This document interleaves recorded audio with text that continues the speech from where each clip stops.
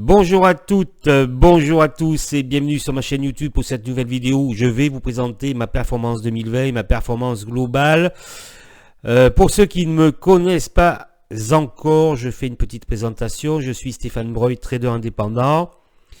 Depuis le 1er novembre 2016, néanmoins j'ai investi sur les marchés financiers depuis l'an 2000. J'ai investi au mauvais moment à l'époque puisque c'était au mois de mars. Et donc j'ai vraiment été toujours passionné par les marchés financiers. C'est la raison pour laquelle j'ai arrêté le salariat et j'ai décidé de devenir trader. J'ai commencé cette activité donc il y a un peu plus de 4 ans. Je vous recommande de vous abonner pour ne manquer aucune prochaine publication. Sur cette chaîne, vous trouverez des vidéos sur des questions diverses, mais aussi des vidéos d'analyse technique. Je vous recommande particulièrement ma dernière vidéo, donc sur 20 titres que j'ai réalisé il y a 6 jours. Cela vous apprendra au moins quelques bases sur l'analyse technique au minimum. Et elle va être bientôt classée, elle n'est plus qu'à quelques vues du top 5, c'est-à-dire elle va rentrer dans le top 5 de mes vidéos les plus vues. Et bien sûr, en très peu de temps, ce qui me fait très plaisir, vous découvrez également des newsletters mensuels. Regardez mes prévisions 2021 que donc j'ai réalisé cette vidéo pour le mois de décembre. Également, vous avez la newsletter de janvier, la dernière.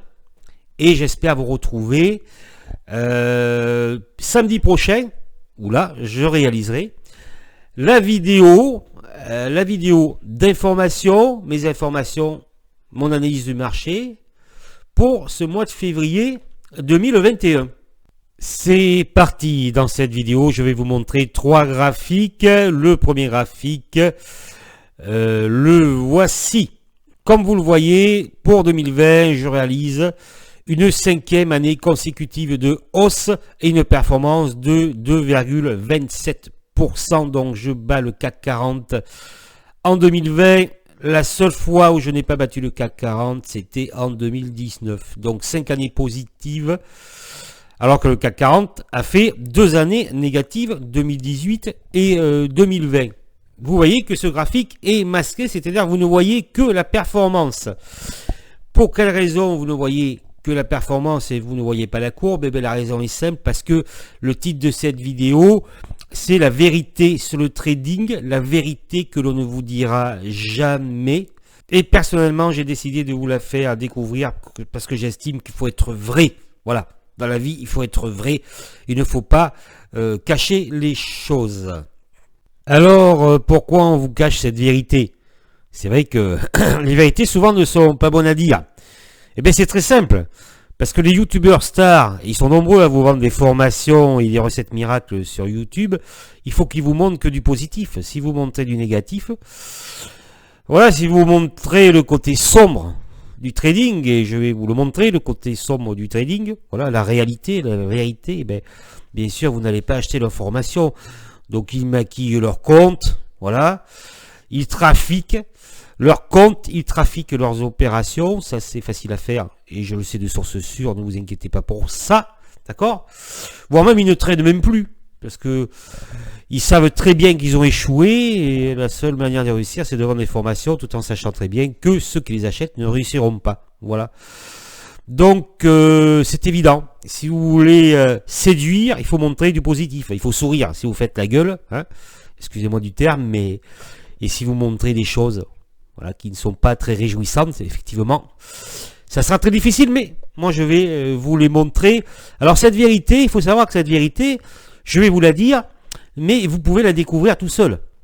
Voilà, ce n'est pas compliqué, il suffit d'aller sur Internet. Voici maintenant le second graphique. Alors vous voyez effectivement les 2,27% de hausse sur 2020. Mais vous voyez surtout que le 18 mars 2020, je perds 28,63% sur mon compte. Et le 28 octobre 2020, soit 2 mois avant la fin de l'année, je perds 20,20% sur mon compte. Alors pour certains qui me connaissent bien, ils doivent se demander comment se fait-il que j'ai pu avoir des pertes latentes aussi importantes sur mon compte. Alors je vous éclaire un peu, allez voir mes analyses de Natixis de Total et de EDF sur Boursorama. Bon, vous avez également mes vidéos d'analyse technique, hein, voilà, notamment où j'ai prévu sur la dernière la hausse d'Unibail, voilà, notamment, voilà, par exemple. Et en fait, vous vous apercevez que sur Boursorama, je dirais, enfin, j'aime pas dire ce mot-là, mais j'ai souvent raison, voilà. Enfin, j'aime pas employer ce mot-là, mais bon. Mais c'est pas important d'avoir raison, d'accord? L'important, c'est de faire correctement son travail. Je prévois notamment la chute d'EDF lorsqu'elle est sur les 13, d'accord? La remontée aussi, puisque j'ai dit que la probabilité que le point bas avait été atteint à 10,07 de mémoire était forte. Je prévois la hausse sur 3,40, donc sur Natixis, mais ça fait un moment que je la prévois, la hausse sur 3,40. Voilà. Bon, alors, comment est-ce possible? Voilà. Comment est-ce possible? Eh bien, c'est sûr que dans quelques minutes, vous allez comprendre pourquoi c'est possible. Alors, pourquoi c'est possible? Parce que déjà, j'ai commis une erreur. Voilà. Au mois d'octobre, j'ai commis une énorme erreur. Alors, après, si vous connaissiez la valeur sur laquelle j'ai commis l'erreur, voilà, vous vous poserez pas mal de questions. La preuve que, en fait, voilà, vous pouvez faire 5 années consécutives de hausse, avoir des très bonnes compétences, des compétences très élevées en analyse technique, et voilà, subir des décalages assez importants sur votre portefeuille. Voilà, ça c'est la réalité du trading. Alors voilà, j'aurais pu vous le cacher. J'aurais pu vous montrer les 5 années, voilà, le ciel bleu, je dirais. J'aurais pu vous cacher la vérité, c'est-à-dire voilà que je suis descendu très bas, hein, à 2 occasions, voilà. Et ça, je vais approfondir ce côté-là un peu plus loin, bien évidemment. Alors, la question aussi que vous pouvez vous dire, vous poser, c'est que mais il n'a pas mis de stop. Eh oui, on en vient au stop. Alors, je vais vous dire quelque chose. Si vous voulez, comme je le répète assez souvent, il faut savoir exactement ce que l'on fait. Hein. Et cette performance, donc de 2,27%, et je précise quand même que je suis au plus haut historique, là, vendredi 5 février, je suis au plus haut historique sur mes deux comptes. Voilà, je suis au plus haut historique là, à la clôture. Je précise que j'ai une valeur actuellement dans mon portefeuille trader. Si vous voulez, sur mon portefeuille trader, je garde quelques valeurs sur le long terme. Pas beaucoup, hein, très peu. Et j'ai cette valeur, mais cette valeur, je l'avais au mois de mars. D'accord? Et cette valeur, je l'avais au mois d'octobre. Cette valeur, je gagne un peu plus de 40%. D'accord? Et cette valeur, j'ai perdu jusqu'à plus de 35%. Et je l'ai conservé. Pourquoi je l'ai conservé? Parce que je savais très bien que ça allait remonter. Voilà, c'est tout. C'est une histoire de stratégie. D'accord? Moi, j'ai une stratégie, effectivement. Je savais que je pouvais perdre. D'accord? Sur cette valeur. Mais je sais qu'au fond, je vais gagner. Voilà, bien sûr, je ne vous donnerai pas le nom de cette valeur. Voilà. Donc, le stop, oui. Mais le stop, effectivement, est obligatoire, surtout si vous êtes scalper ou intraday. Là, il est obligatoire, par contre, le stop. Parce qu'à 5h30, vous avez tout fermé. Hein. Voilà. Après, voilà, moi, j'ai une stratégie. Cette stratégie m'a permis d'avoir 5 années positives. Et c'est vrai que parfois, je ne mets pas de stop. Mais j'en mets quand même. Mais parfois, je n'en mets pas. Et sur cette valeur, je vous dis où je prends 45 et que j'ai perdu jusqu'à 35. Je n'ai pas mis de stop et je n'ai pas mis de stop sur malheureusement l'erreur que j'ai commise, hein, qui m'a fait plonger mon compte de 20% le 28 octobre. Alors ce que je veux vous dire aussi, c'est que j'ai terminé positif, mais que la probabilité que je termine positif était très faible. Voilà. Quand vous perdez 20% à 2 mois de la fin, vous n'avez, je dirais, quasiment aucune chance d'y arriver. Voilà. Et ce jour-là, je me souviens, j'étais pas très bien d'ailleurs, et je me disais, mais l'année est foutue, Stéphane. Voilà. Mais finalement, j'y suis arrivé. Alors pourquoi vous ne pouvez pas remonter 20%, même je dirais même 28 au mois de mars? Pourquoi ça peut pas, vous pouvez pas le remonter? Vous pouvez pas le remonter puisque c'est psychologique. Hein. C'est-à-dire qu'il est prouvé qu'un être humain, quand il est en difficulté, il va s'enfoncer. Voilà. C'est-à-dire que le trader qui perd 28% sur son capital, il va paniquer. Voilà. Il va paniquer et il va creuser ses pertes. Voilà. Donc statistiquement, vous n'avez aucune chance de remonter. Et ce qui m'a permis de remonter, ce n'est pas, je dirais, ma compétence en analyse technique. Enfin, ce n'est pas ça, en fait. La vraie raison de ma remontée. La vraie raison de ma remontée, c'est l'expérience. C'est l'expérience qui m'a permis de remonter cette perte parce que j'ai acheté les valeurs qu'il fallait acheter. Et en fait, si j'ai remonté, c'est surtout grâce à l'aéronautique. Voilà, je l'ai dit, j'ai fait plusieurs trades sur Airbus l'année dernière. Moi, je ne l'ai pas encore acheté cette année-là. Mais voilà, c'est ça le truc. C'est cette réalité que les youtubeurs, traders, vous cacheront à jamais. Voilà, s'ils veulent vous vendre leur formation ou leurs abonnements bidons. Alors, effectivement, vous pouvez conclure, certains peut-être le pensent, que j'ai eu de la chance. Que, après 4 années positives d'affilée, notamment en 2018, ça a été dur de terminer positive. Hein, en 2018. J'ai eu de la chance, en fait. Eh bien, écoutez, mes chers auditeurs, si vous pensez que j'ai eu de la chance, vous vous trompez. Et pour quelle raison? C'est très simple. Je vous l'ai dit, la vérité sur le trading, je vous la donne. Mais vous pouvez la trouver sur Internet. Alors, c'est quoi la vérité sur le trading? La vérité sur le trading, c'est que les meilleurs tombent. Les meilleurs tombent. Et je vais vous citer quelques exemples. Le tout premier, d'ailleurs, c'est Jesse Livermore qui est considéré comme le meilleur. Voilà, Jesse Livermore, il vendait pas de formation, lui. C'était le meilleur trader du monde, Jesse Livermore. Alors, si vous ne savez pas ce qui est arrivé à Jesse Livermore, je vous laisse découvrir. Voilà. Nous avons Nick Leeson. Alors, c'est vrai que Nick Leeson, il a triché. Mais vous savez pourquoi il était très bon, Nick Leeson?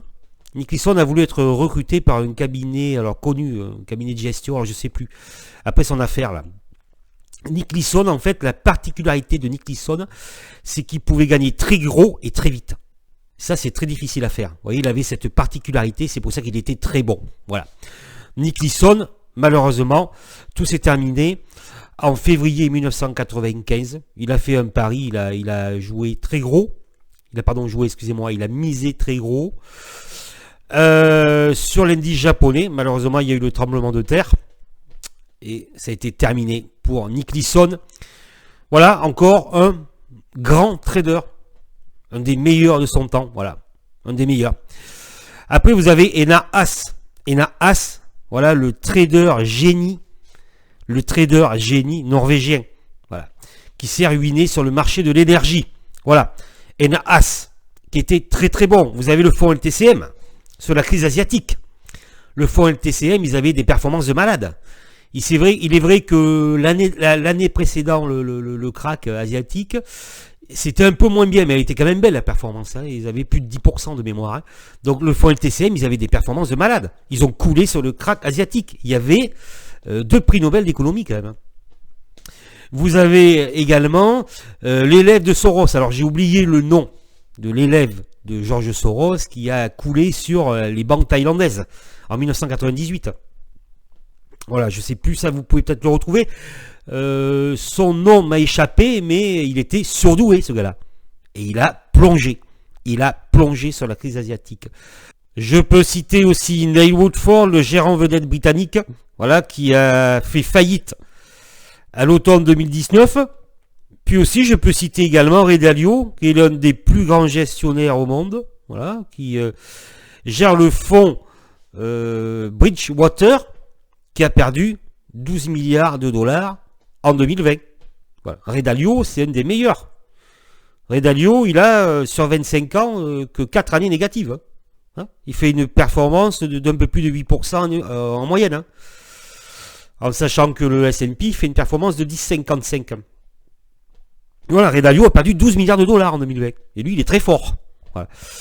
C'est ça, la vérité sur le trading. Ce n'est pas le monde de glamour que l'on vous vend sur YouTube en vous mettant le lien de la formation miracle. Voilà. La vérité sur le trading, c'est que vous pouvez être très fort et terminer sur la paille. Voilà. C'est ça le trading. C'est pour ça que c'est difficile. Lorsque vous êtes très bon dans un métier, en général, vous êtes très bon. Un très bon chirurgien, il est très bon. Voilà. Tout le monde va le demander. C'est normal. Mais en trading, vous pouvez être très bon et finir ruiné. C'est comme ça. C'est ça le trading. Voilà. Et je tenais à vous dire la vérité. Et voyez que, malgré mes compétences et mes performances, mes 5 années positives, et voilà, en 2020, j'ai connu des trous d'air. Donc, voyez, c'est le genre de vécu qui calme l'ego. Voilà, ça vous calme. Et vous avez compris qu'il faut être prudent. faire toujours très attention dans ce monde très dangereux qu'est la finance. Voilà. Donc, je vous montre, pour terminer, ma performance globale depuis le 24 février 2016, qui est donc de 96,93%. Alors, je précise que dans d'autres vidéos, j'avais déjà mis cette performance, mais elle était beaucoup plus importante. En fait, voilà, moi je la calcule pas, c'est le logiciel de la banque. Alors, est-ce que là il a commis une erreur? En tout cas, voilà, j'ai photographié le graphique ce matin, donc il m'indique 96,93%, qui est presque en moyenne, une moyenne de 20% pour l'instant, sur, enfin pas tout à fait 5 ans, un peu moins de 20%. Voilà pour cette vidéo. Voilà, on revient dans le monde réel. Et on voit que vous, qui voulez vivre du trading ou devenir trader, ben voilà, il faut connaître la vérité sur le trading. Et ça a été un plaisir pour moi de vous la dire. J'espère que vous avez aimé cette vidéo. Partagez-la, mettez-moi un petit like et si vous le voulez bien, vous pouvez laisser un commentaire. Ce sera un plaisir pour moi de vous répondre.